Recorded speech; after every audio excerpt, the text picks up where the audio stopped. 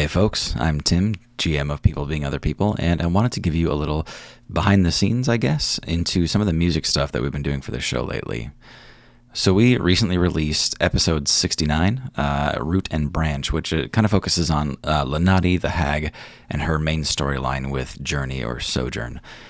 Now, there's one main hook to all of the music stuff that goes behind Lanati and all of our interactions, and it was first introduced a long time ago in the Feywild arc. So that was back in episode 39. That was the first episode that we spent in the Feywild itself. That was 39, A Party Apart. And when we introduce Lanati in a flashback with a Journey at the time, we hear this sort of chorus in the background that starts to swell, and then we hear that in each of the flashbacks moving forward, and then we also hear it basically anytime Lanati shows up, and that sounds a little bit like this. When you break your gaze, you realize you're standing in a new world entirely. And that speck of sunlight begins to gently bob up and down. And then you see several others join that light of several different colors. These glowing sprites start to surround you in the magical twilight of the Feywild.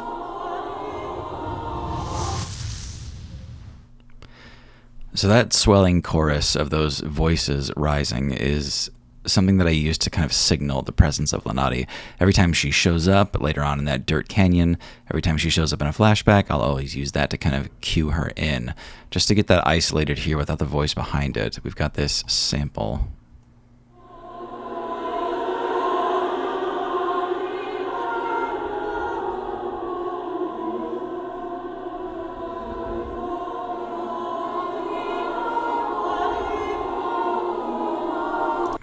So this was created in our editing software using a VST plugin called Mysteria, I believe.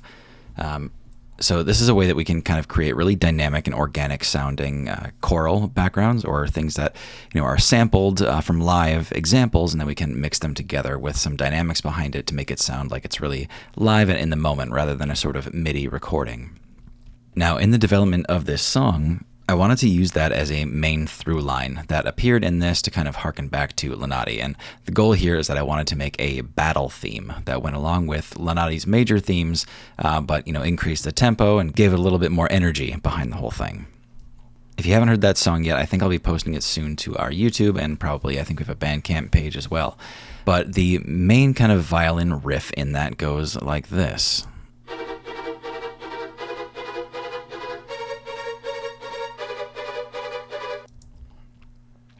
And that kind of frenetic, witchy, kind of haunting sort of vibe there. Now, if we speed that up so we can hear those melodic notes back to back a little more, we hear this. I'll play that again. Now, if we listen back to that vocal sample from Mysteria again,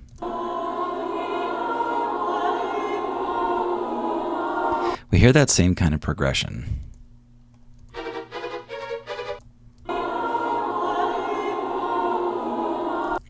And that was my effort to try to translate that natural dynamic chorus sound into something a little more defined and orderly. And then we carry that into the other sounds that are in the song as well. And I love this kind of crackling live wire synth that we've got going on in this one. I've used this instrument in a couple other places, which kind of helps tie it in and make it feel a little more cohesive with the whole campaign as a soundscape. Let's listen to that instrument again. I believe that instrument is called Kimber. Again, it's part of another VST plugin setup that we have here. But we hear that in a few other songs that we've got, like this one that also debuted in the Feywild.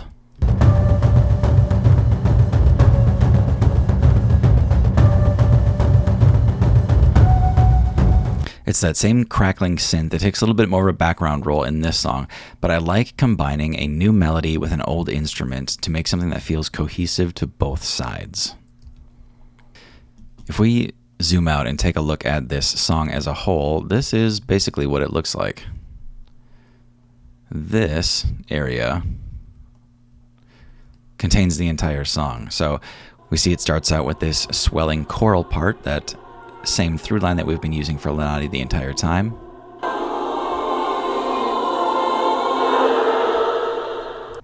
And then here I give myself a break so that I can put some kind of dramatic tension in here. This silence is expanded for a couple seconds in the actual episode. And then it breaks into this 160 beats per minute kind of frenetic tempo again.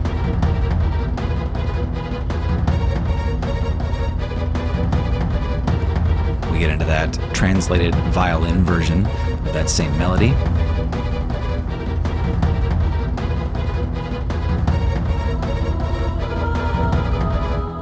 We bring that chorus back in for a little reminder of where we came from.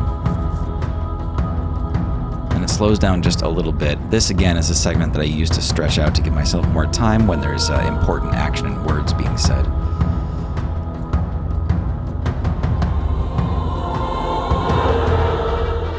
And then we get back into that main chorus for one more repeat before it really pops off over here.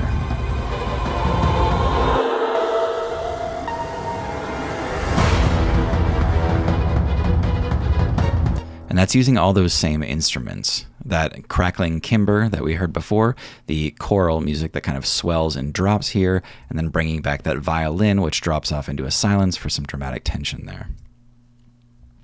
Last thing I want to touch on is these drums and just how easy and fun these are to play with.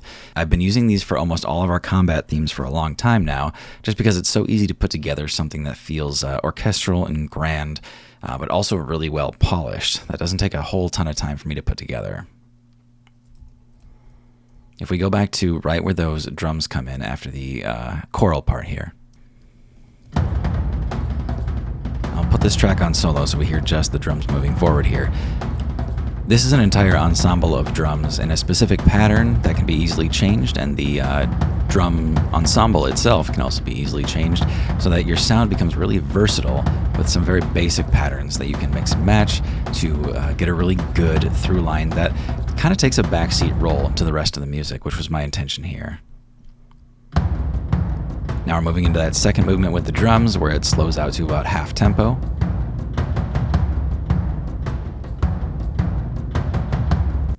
Then we bring it all the way back up towards the end.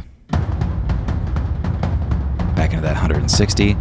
And again, this was one of the easiest parts of putting this song together, was putting these drum patterns together.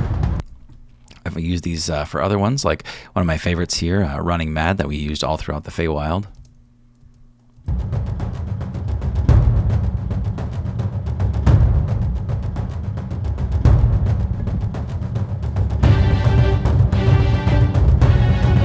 But you'll notice with that one, there's a lot more bass and kind of rumble to those. It's a totally different drum ensemble, which makes it easy to keep the flavor consistent where we want it to and make it sound nice and dynamic and different so that all the songs don't blur together.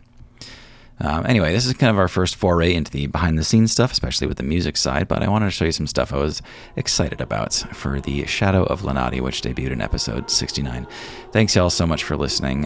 Thanks again to our Patreon subscribers, everybody on YouTube that's been giving us love, and it's been really fun to keep this project going and watch it grow. So please, if you haven't already, follow us on Patreon at patreon.com/pbop, and give us a shout when you do. Thanks.